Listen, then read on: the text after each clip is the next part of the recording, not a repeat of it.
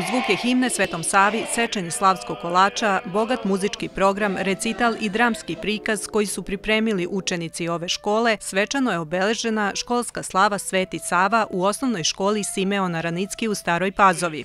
Kuma slave je učiteljica Violeta Dimitrijević. Sve za narod, za sebe ništa, nikad gordo, uvek optimista, svetli i sada svetli, vatra sa Vračara. Hteli su da prokleti, sve ih razočara. Bako, a znaš li ti ko je prvi osnovao školu? Znam, vidi ti nevaljalice šta me pita. Sveti Sava, pile. Pomoz Bog težac! Bog ti pomoga, oče. A šta to radi? Evo, oče, oremo u crnu zemlju i moće se da iz nje isteram ranu, da preranim čeljat u domu. A šta tako oreš, jadni brate? A da kako ću, Bog ti dao. Načini razu, pa brazdi i ozdo, evo.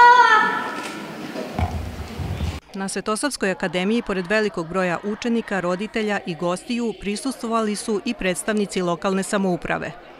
Pod imenom Lepa reč i Gvozdena vrata otvara upriličen je i program u osnovnoj školi 23. oktobar u Golubincima, koji se tradicionalno proslavlja u društvu prijatelja škole. Kum slave bio je Goran Savić, pomoćnik predsjednika opštine Stara Pazova. Učenici su izveli zanimljiv igrokaz pod nazivom Ljubav, vera i nada, a predstavio se i školski hor.